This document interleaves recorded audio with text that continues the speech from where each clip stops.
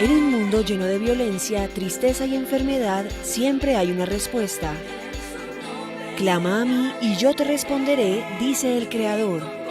El Tabernáculo de la Fe presenta un mensaje de esperanza.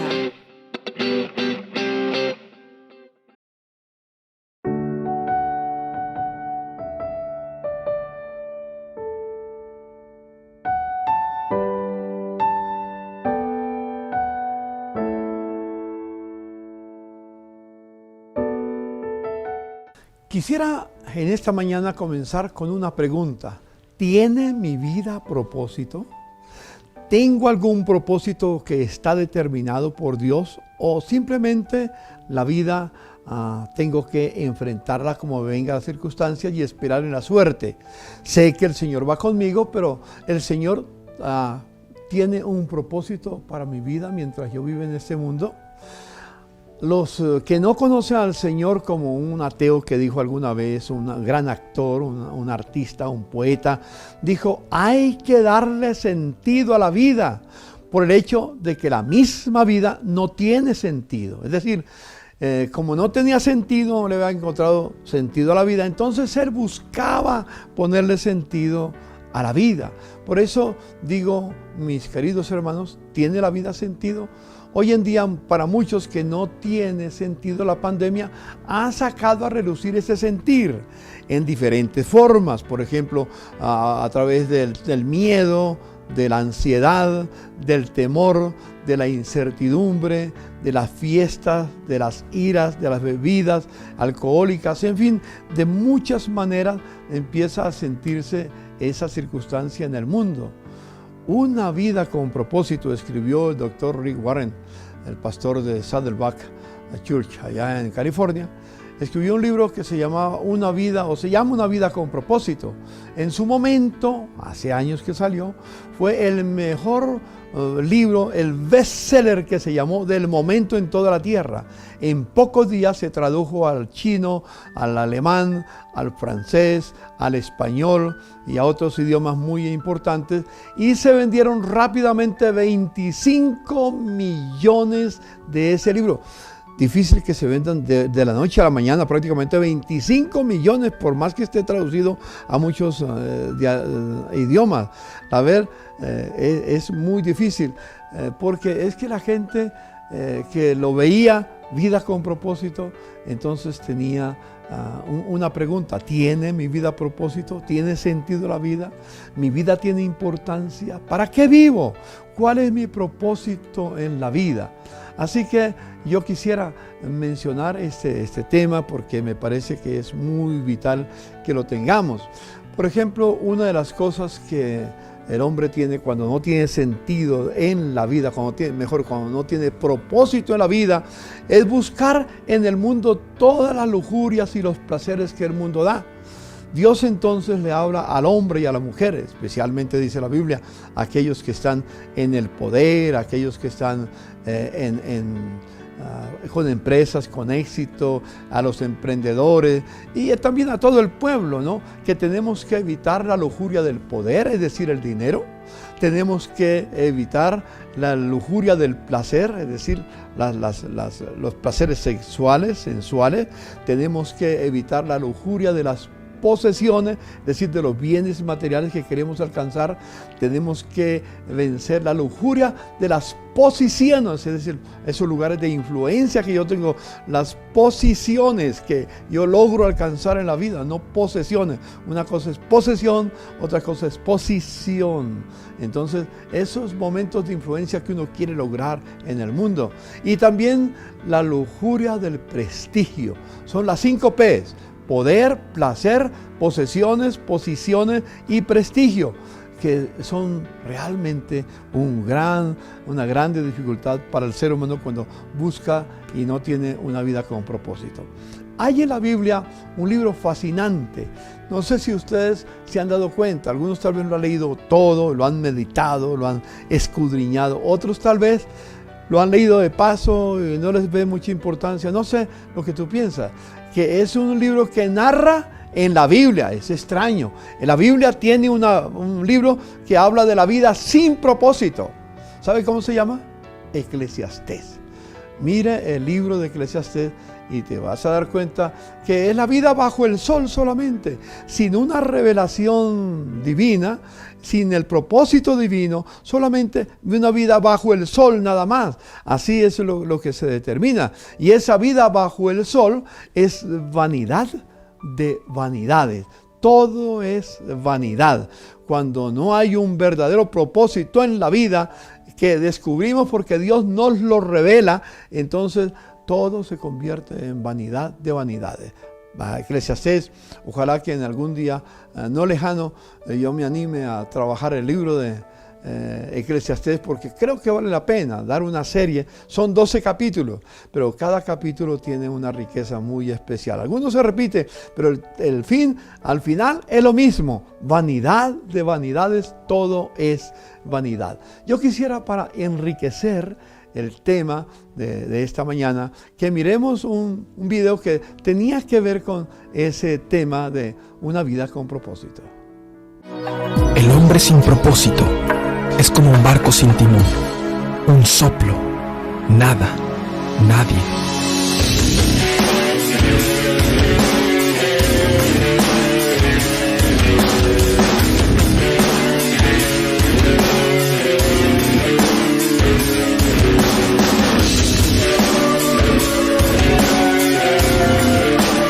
Realicé grandes obras, me construí casas, me hice de sirvientes y amontoné dinero, y disfruté de todos los deleites.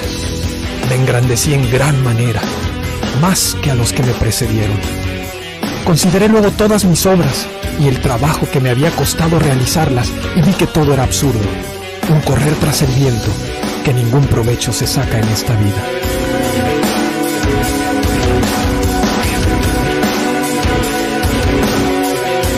Me fijé entonces en otro absurdo en esta vida. Vi a un hombre solitario y que nunca dejaba de afanarse. Jamás le parecían demasiadas sus riquezas.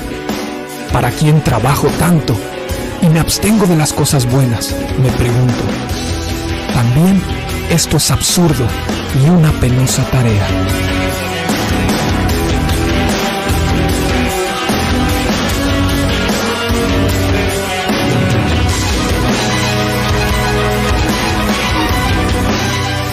Y además, que tanto el afán como el éxito en la vida despiertan envidias. Aquí tienen el hogar del hombre que no buscó refugio en Dios, sino que confió en su gran riqueza y se afirmó en su maldad.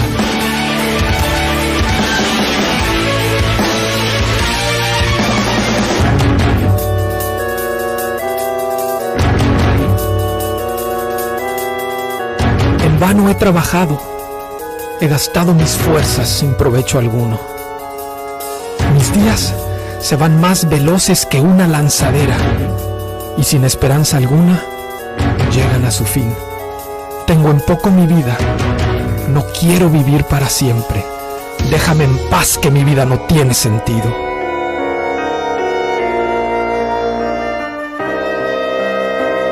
¿Qué provecho saca el hombre de tanto afanarse en esta vida? Generación va, generación viene, mas la tierra siempre es la misma. Sale el sol, se pone el sol, y afanoso vuelve a su punto de origen para de ahí volver a salir. Dirigiéndose al sur o girando hacia el norte, sin cesar va girando el viento para de nuevo volver a girar. Todos los ríos van a dar a la mar, pero el mar jamás se sacia. A su punto de origen vuelven los ríos, para de ahí volver a fluir. Todas las cosas hastían, más de lo que es posible expresar. Ni se sacian los ojos de ver, ni se hartan los oídos de oír. Lo que ya ha acontecido, volverá a acontecer, y lo que ya se ha hecho, se volverá a hacer, y no hay nada nuevo bajo el sol. Vamos pues, haré la prueba con los placeres y me daré la gran vida. Pero aún esto resultó un absurdo. A la risa la considero una locura. En cuanto a los placeres, ¿para qué sirven? Dice el necio en su corazón: no hay Dios. Están corrompidos, sus obras son detestables. No hay uno solo que haga lo bueno. Desde el cielo, el Señor contempla a los mortales para ver si hay alguien que sea sensato y que busque a Dios. Pero todos se han descarriado, a una se han corrompido. No hay quien haga lo bueno, no hay uno solo. Oh, gente adúltera, ¿no saben que la amistad con el mundo es enemistad con Dios? Si alguien quiere ser amigo del mundo, se vuelve enemigo de Dios. A menos que se dé por hecho la existencia de Dios, la búsqueda de propósito de vivir no tiene sentido.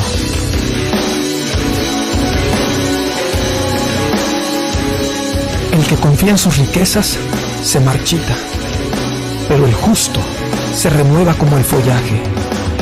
Bendito el hombre que confía en el Señor y pone su confianza en Él.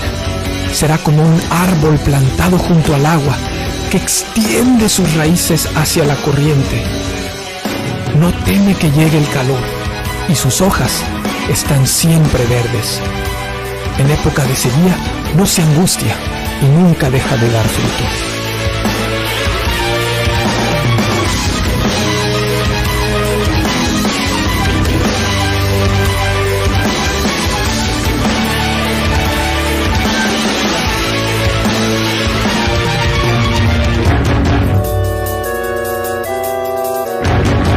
Hazme saber, Señor, el límite de mis días. Hazme saber lo efímero que soy.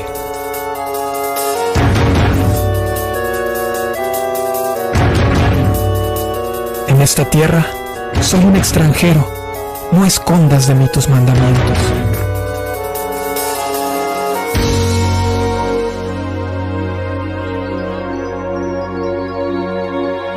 El que se apega a su vida la pierde. En cambio, el que aborrece su vida en este mundo, la conserva para vida eterna.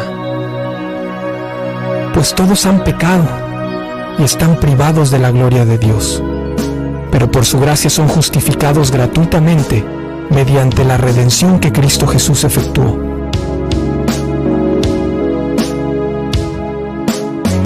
El que cree en el Hijo tiene vida eterna. El Hijo es el resplandor de la gloria de Dios, la fiel imagen de lo que Él es y el que sostiene todas las cosas con su palabra poderosa. Porque por medio de Él fueron creadas todas las cosas, en el cielo y en la tierra, visibles e invisibles, sean tronos, poderes, principados o autoridades, todo ha sido creado por medio de Él y para Él.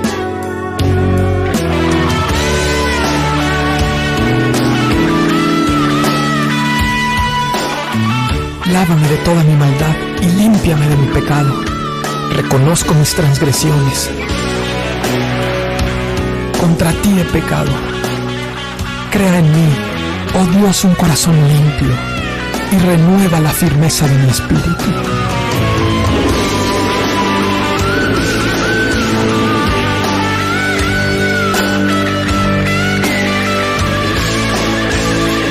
Muchas son, Señor mi Dios, las maravillas que tú has hecho. No es posible enumerar tus bondades a favor nuestro. A ti no te complacen sacrificios ni ofrendas, pero me has hecho obediente.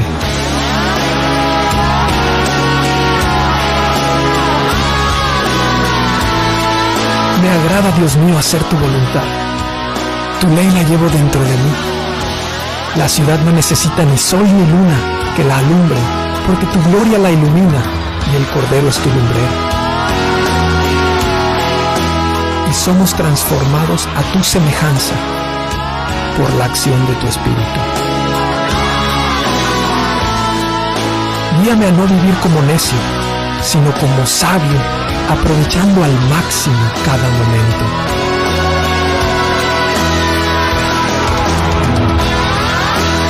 Mi corazón humano genera muchos proyectos, pero al final prevalecen tus designios, pues el sentido de mi vida lo he encontrado en tus propósitos.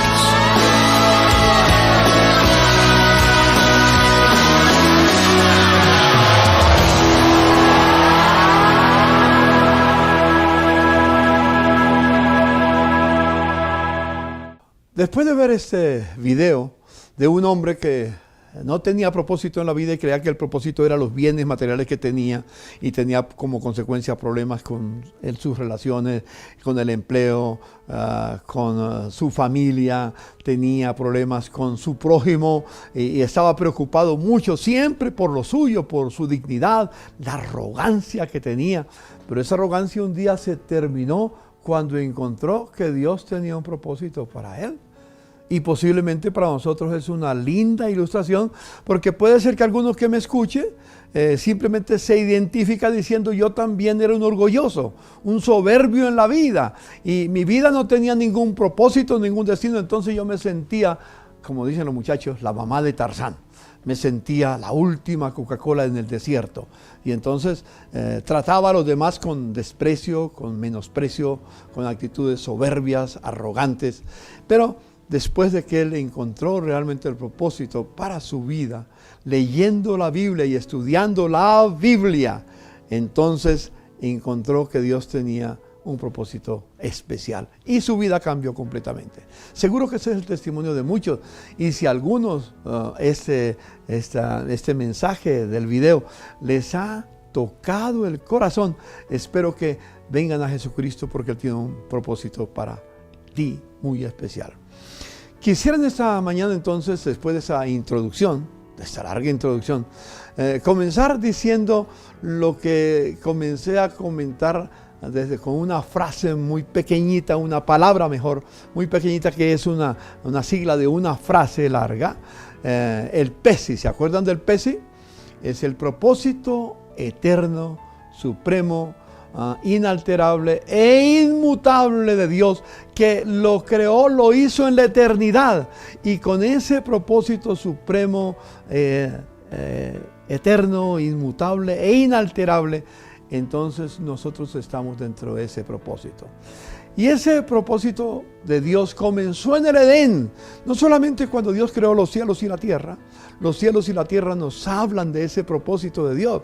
Es que el universo, muchos se preguntan, en ese vasto universo que no se puede medir todavía con los telescopios más poderosos que hay en el mundo, cuando los científicos, las personas que están en la ciencia miran a través del telescopio, creen que ya llegaron al final, pero de repente descubren una estrella todavía más allá, y no solamente una estrella, sino una galaxia más allá. Y cuando afinan más y es más grande el poder del telescopio, encuentran después otra galaxia más allá.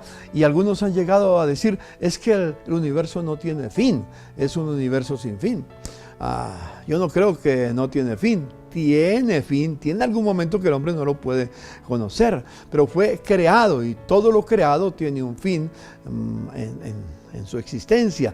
No fin de que se acabe, sino, digamos, un límite, una barrera.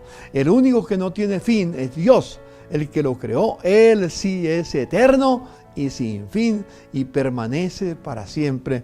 Y cada día su sabiduría es más grande para nosotros cuando empezamos a revelarnos en ese camino. En Efesios capítulo 2 quiero mirar para descubrir un punto que no he tocado con mis hermanos desde hace mucho tiempo, no lo he avanzado. Años atrás estuvimos mencionando algo de ello, pero la verdad que todavía nos falta mucho para poder entenderlo, pero quiero mencionar. En el libro de Efesios nos habla del propósito eterno de Dios.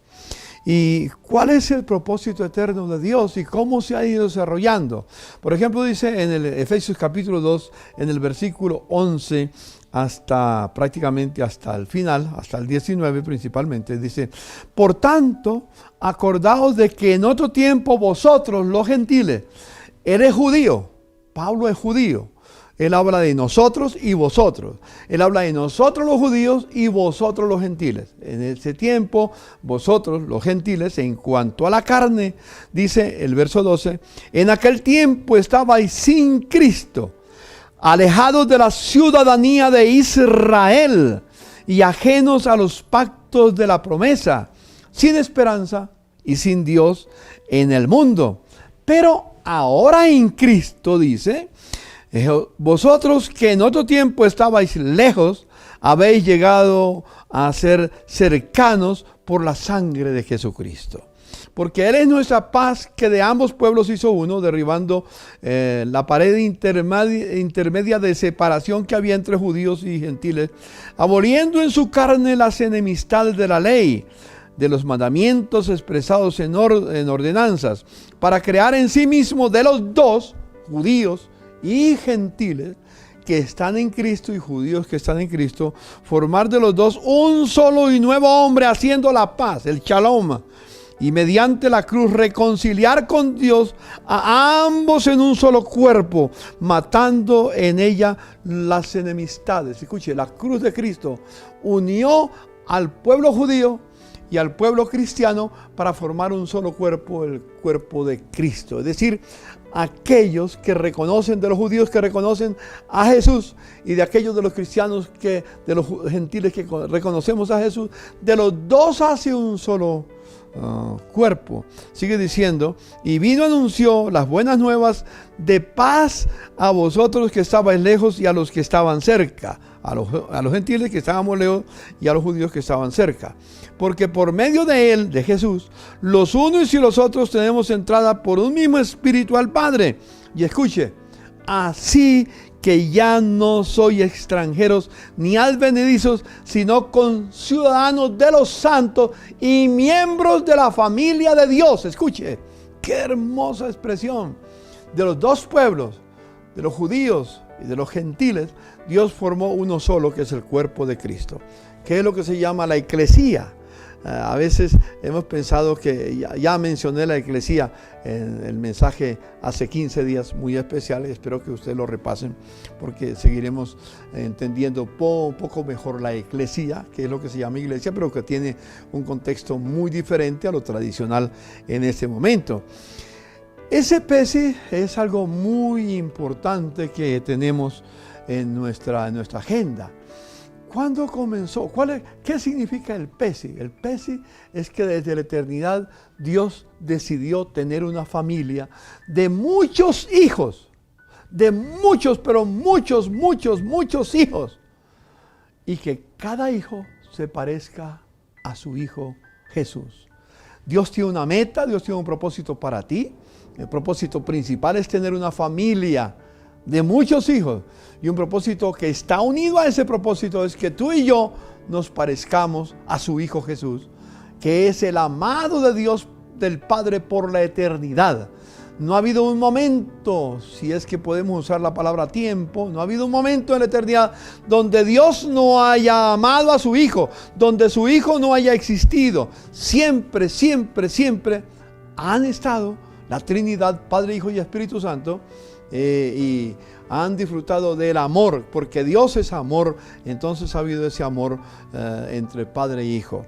Entonces Dios quiso tener una familia de muchos hijos, de muchos, pero muchísimos hijos, entre los cuales yo estoy, entre los cuales Dios los bendijo con toda bendición espiritual en los lugares celestiales en Cristo. Nos escogió antes de la fundación del mundo, nos predestinó para ser adoptados hijos de Dios, nos dio un destino de antemano. Y ese destino que vamos a mirar en la palabra del Señor, que es muy interesante. Primero quiero afirmar, nosotros los cristianos no somos el reemplazo de Israel. De los dos, de Israel o de los judíos y de los cristianos, Dios formó un solo cuerpo, que es el cuerpo de Cristo, que es lo que se llama la eclesía, y que tiene un poder, la eclesía, muy grande en nuestra agenda de lo que Dios tiene. En la cruz, Dios mató las enemistades que había entre judíos y gentiles. Y yo me alegro que por mucho tiempo en la tierra se vivió un tiempo de enemistad entre judíos y gentiles, especialmente entre judíos y cristianos de distintas etnias, de distintos grupos. No tengo tiempo para entrar en detalles, pero es muy interesante mirarlo. Y recuerdo que en 1980, no hace sino 40 años, nada más, yo estaba en Israel por primera vez. Fui con mi esposa, fui con un grupo de la iglesia que me acompañó para conocer a Israel. Teníamos ese anhelo de ir allá. Fuimos Y en esos días se estaba formando, por primera vez se formaba, un trabajo que se llama la Embajada Cristiana Internacional Jerusalén. Y yo vi lo que estaba pasando, supe lo que estaba pasando, no conocía a las personas que estaban ahí, pero me causó curiosidad que el mismo año yo estuviera allá. Pero me causó la curiosidad si algún día yo podía entender eso que estaban haciendo. Un año más tarde, uno de los, el fundador o uno de los líderes, el presidente de ese momento, vino, era un alemán, vino a Colombia, no sé cómo, por qué, alguien le dijo de este humilde servidor y vino a buscarme. Me llamó y me dijo, ¿usted es el pastor Pardo? Le dije, sí, aquí estoy. Iba con un traductor. Entonces me dijo, es que yo vengo de Israel y vengo a hablar con usted. ¿Me puede recibir en su oficina? Yo le dije, claro que sí. Me sorprendió que alguien viniera. Nos sentamos a hablar y me contó que él era el director de la Embajada Cristiana Internacional Jerusalén. Y me dijo, hemos indagado en nuestros contactos que tenemos y nos han recomendado que usted puede ser una persona que nos va a representar en Colombia, porque de alguna manera la gente sabe que usted ama a Israel. La verdad, yo lo tengo en mi corazón, pero no lo había programado en ningún momento, no lo había dicho. Entonces me dijo lo que estaban haciendo y lo que quería. Y desde ese momento, 1981, me dijo, usted dirige la Embajada Cristiana Internacional Jerusalén en Colombia. Y desde ese tiempo he estado trabajando. Yo no sabía cómo trabajar con el pueblo judío y empecé a acercarme con ellos y demás. Y hoy tenemos una linda relación. Esa distancia que había, estamos en tiempos proféticos muy especiales.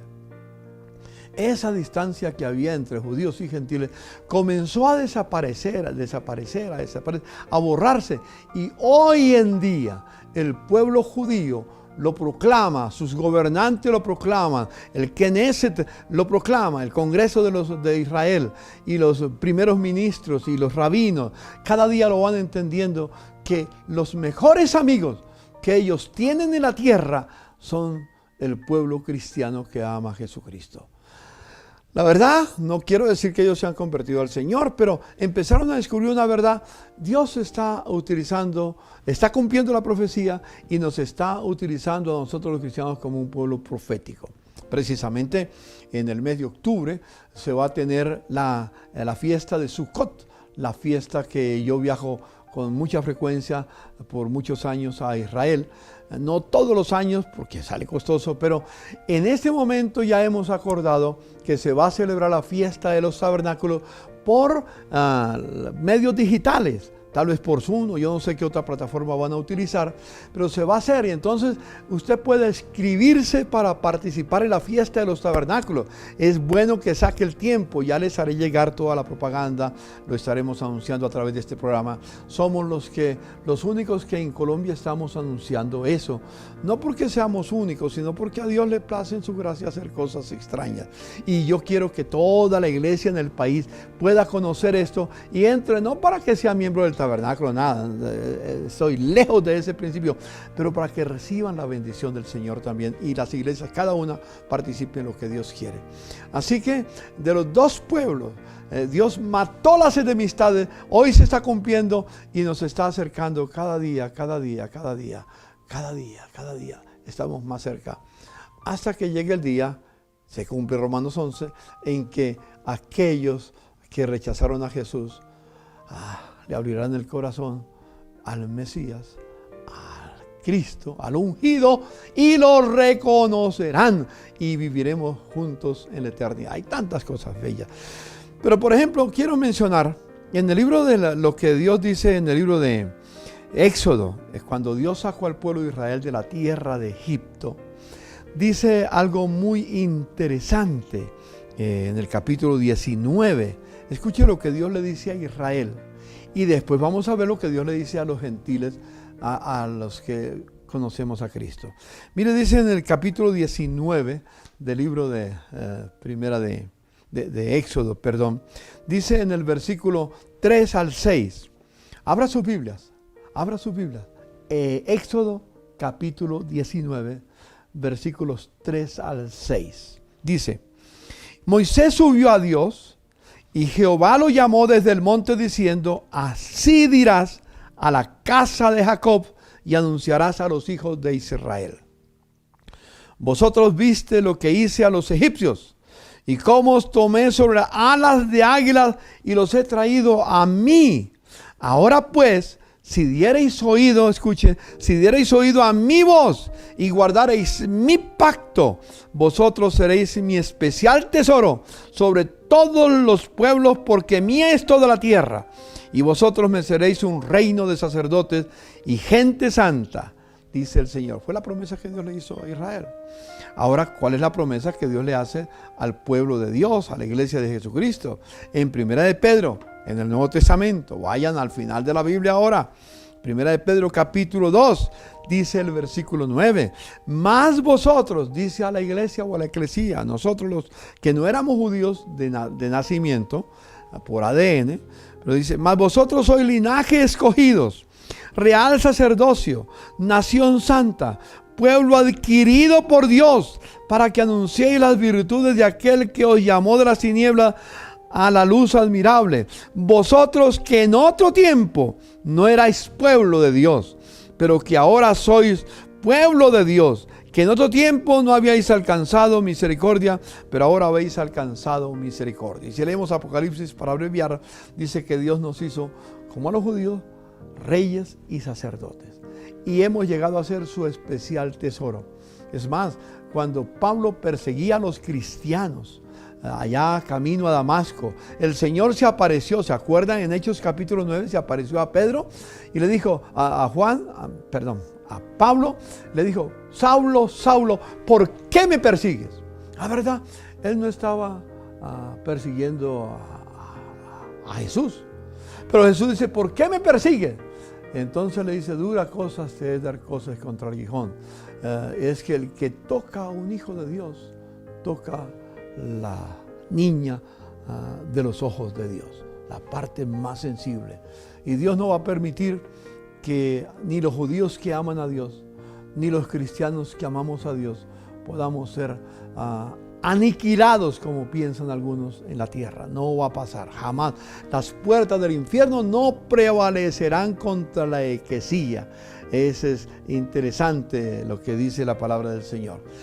Así que, como dice, no somos nosotros, no somos el reemplazo, lo he dicho, del pueblo de judío. No somos el reemplazo, somos parte de la misma familia que Dios se propuso tener desde antes de la fundación del mundo.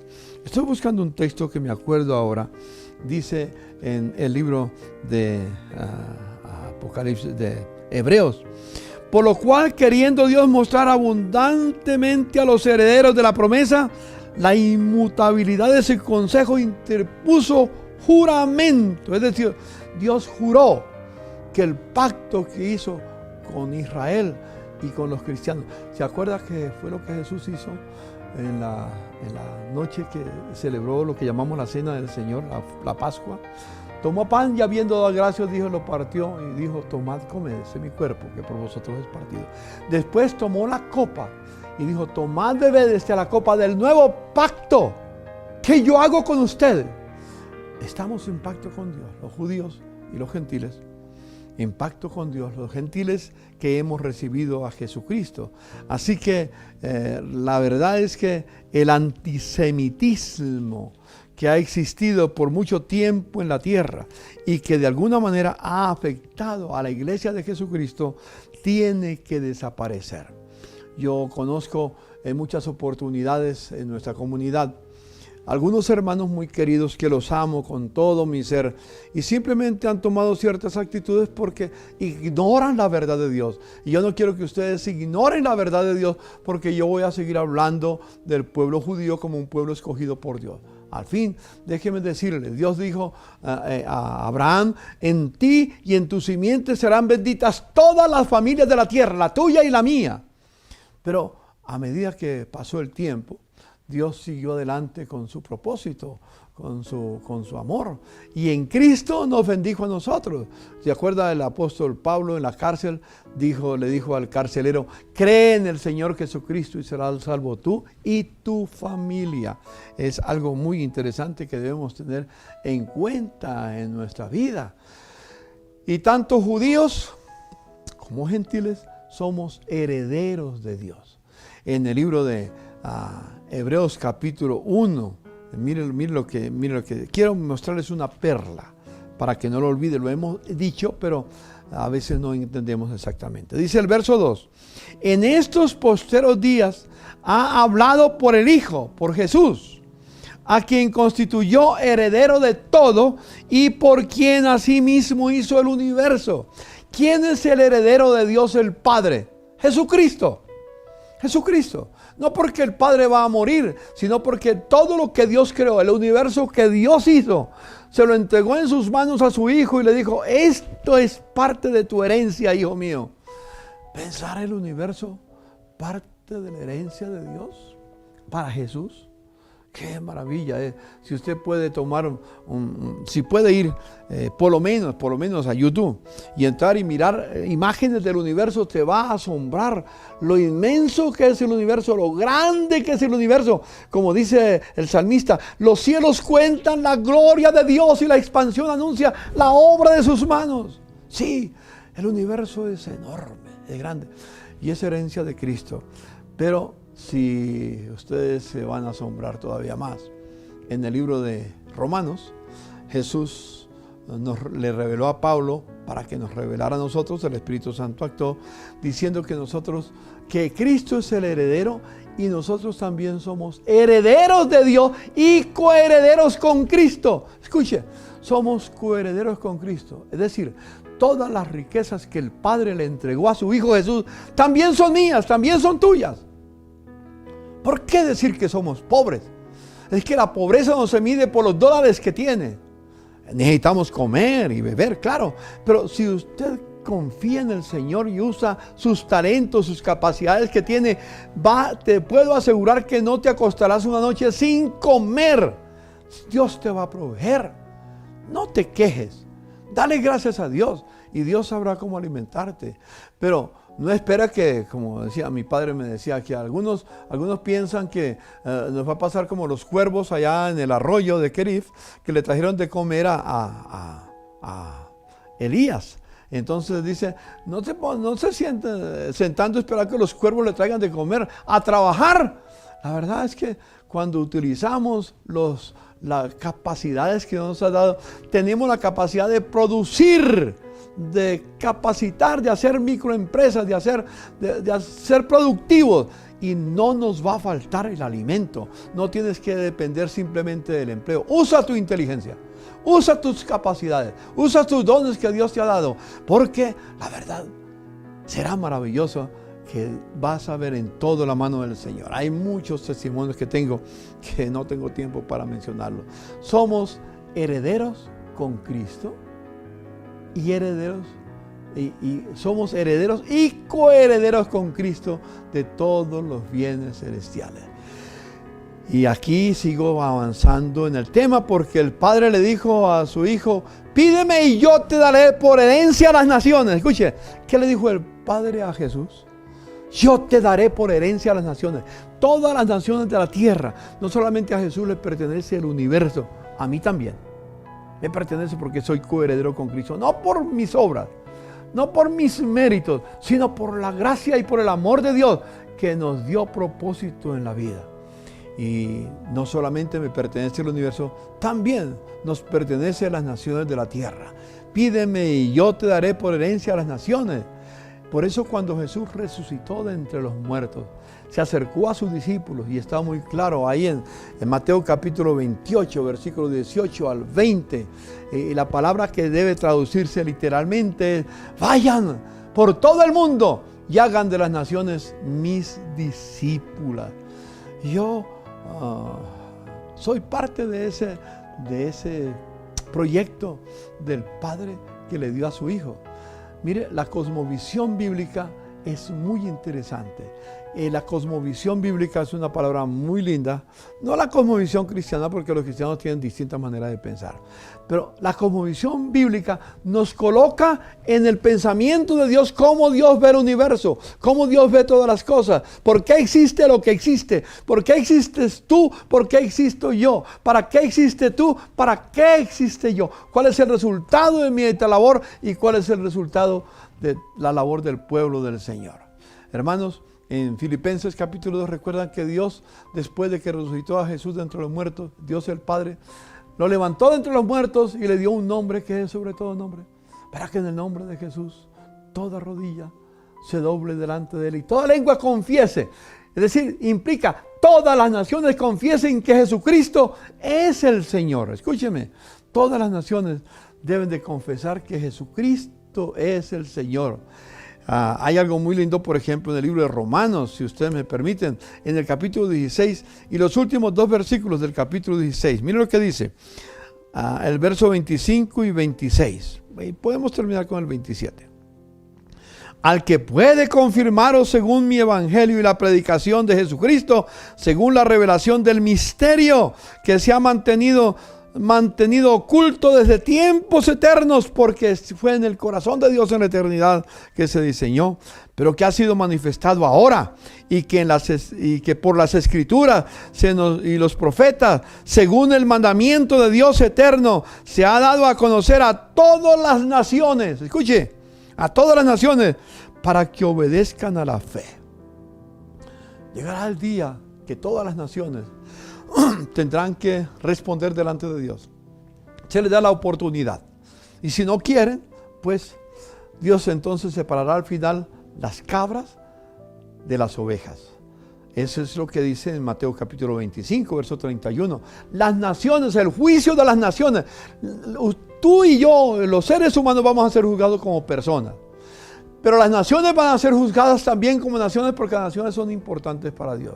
Las naciones que oyeron la voz de Jesucristo y que se rindieron ante Él y que lo proclamaron como su Señor, entonces esas naciones serán salvas. Son las herederas del Señor Jesucristo que debemos tener en cuenta. Ante Él se doblará toda rodilla, sigue diciendo aquí, y al único sabio Dios sea la gloria mediante Jesucristo para siempre. Amén. Dios espera que mi amada Colombia, tu amada Colombia, ¿amas a Colombia? Yo amo a Colombia. La verdad, porque esta nación está diseñada, o mejor, está en el corazón de Dios, de que esta nación le devuelva el corazón a Jesucristo. Le entregue su vida al Señor. Y por eso nosotros tenemos que tener en cuenta esto, porque vienen trabajos que tenemos que realizar. En el libro de Apocalipsis hay algo muy lindo, muy hermoso, que no quiero pasarlo por alto, hermanos, en este día. En el capítulo 5 y en el versículo 12 al 14, después de que el Cordero tomó el libro, el rollo del que estaba sentado en el trono para abrir los sellos, dice el versículo 12, dice que la gente que estaba allí, todos que estaban cantando, dice que decían a gran voz: el Cordero que fue inmolado es digno de tomar el poder.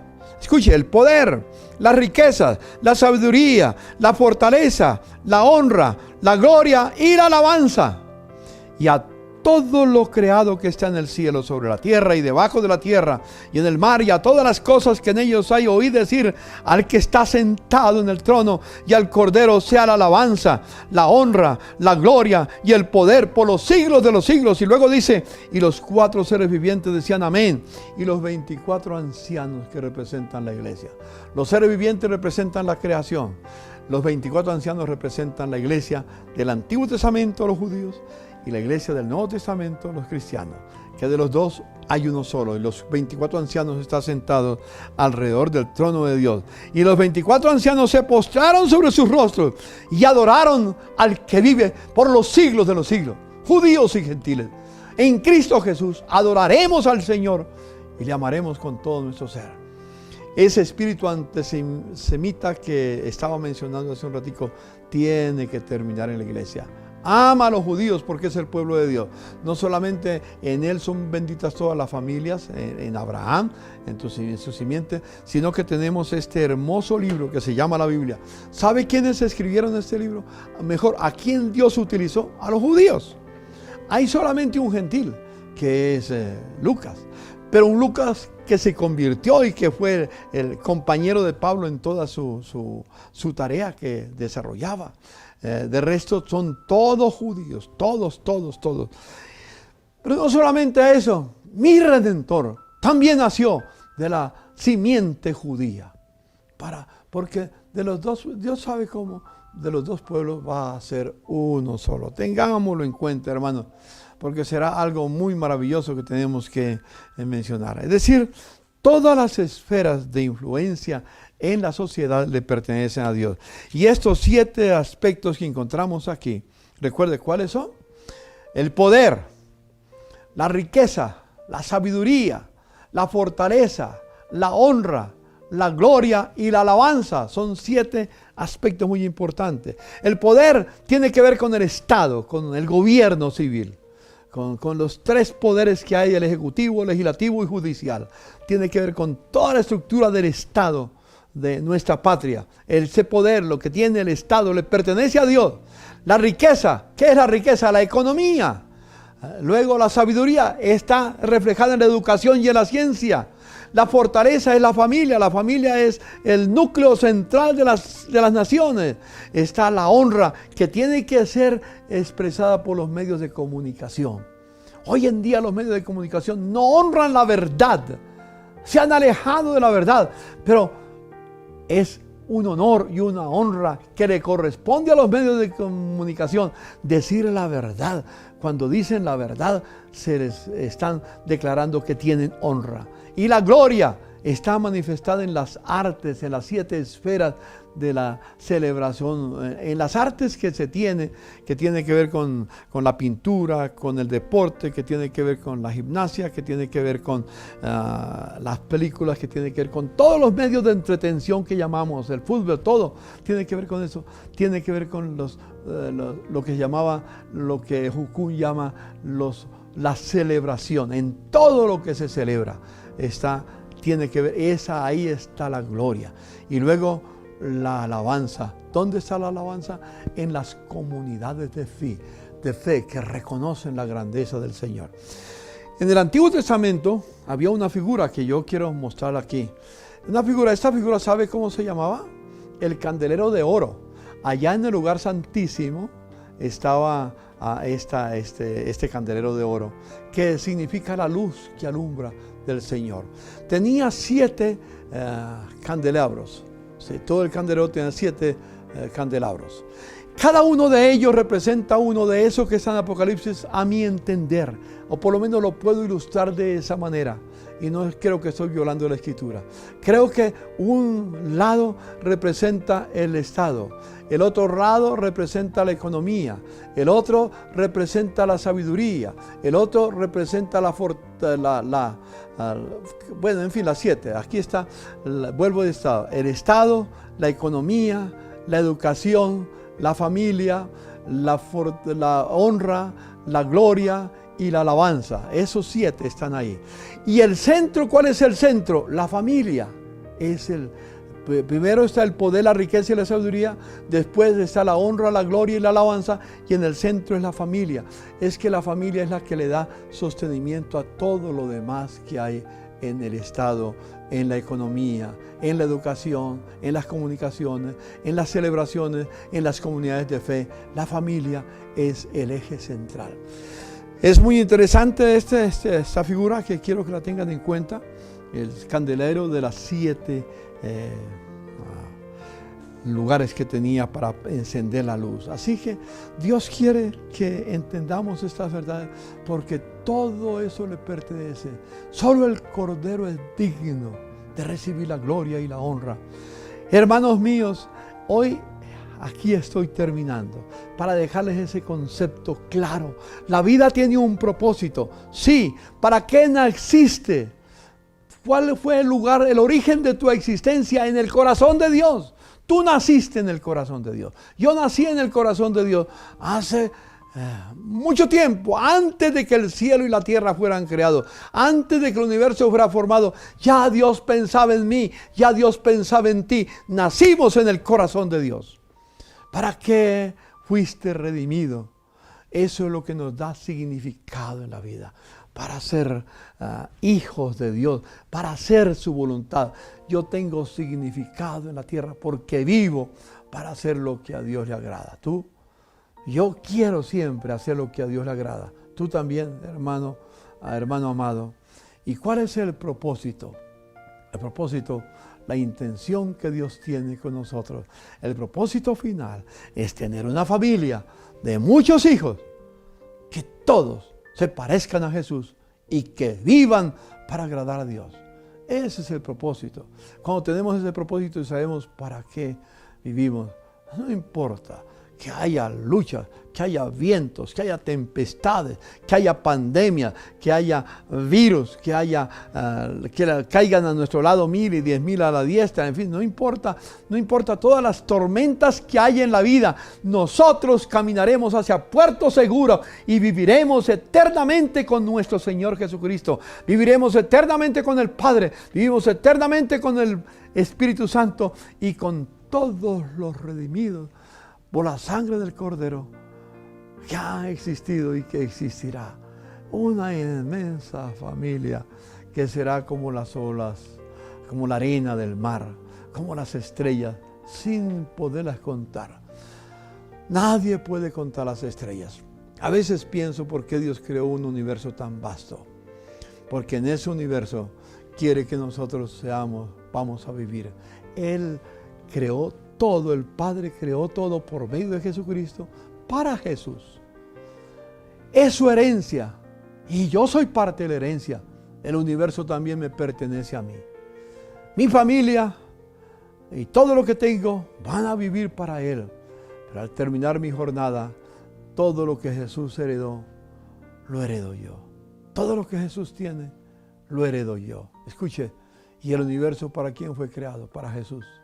¿Para quién es creado el universo? Increíble. No hay cómo meterlo en nuestra mente, Solamente podemos postrarnos delante de Dios y decirle, Señor, muchas gracias por ese pensamiento que tú has tenido para con nosotros. Gracias, Señor, porque yo soy una persona con propósito y mi propósito está escondido con Cristo en Dios. Y cuando yo tengo a Jesucristo y el Espíritu Santo está en mi vida, me revela para qué vivo. Yo vivo con propósito. Espero que tú puedas vivir con propósito. Vivimos para la gloria y para la alabanza de Dios. Oremos. Padre nuestro que estás en los cielos, santificado sea tu nombre. Venga tu reino y hágase tu voluntad, como en el cielo, así también en la tierra. Nuestro corazón se regocija, Señor, porque yo no tengo que darle sentido a la vida, porque para mí la vida tiene sentido porque tú le diste sentido. Y cuando yo vivo en tu propósito, Señor, entonces vivo satisfecho porque estoy haciendo lo que va a permanecer por la eternidad. Te amo, Jesús. Bendigo a mis hermanos y amigos que nos escuchan en esta hora y que nos ven en esta hora, Señor. Que tu gracia y que tu amor los acompañe a todos. Y podamos cantar con regocijo. Yo le pertenezco a Cristo. Él me pertenece a mí. Todo le pertenece a Cristo. Y también soy parte con Él de todas las riquezas inescrutables que el Padre tiene. Y en su amor y en su gracia me hizo su heredero y coheredero con Jesús. Gracias, Padre. No lo puedo entender, pero tú me amas. No lo comprendo, pero tú me cuidarás. Todo mi ser se llena de Dios, porque profundo, inmenso y eterno es su amor, que me da propósito en la vida. Amén. Amén. Bendiciones, mis hermanos. Espero que sigamos pensando en el Dios majestuoso que nos creó y que nos diseñó para que no vivamos una vida sin propósito. Bendiciones. su nombre señal.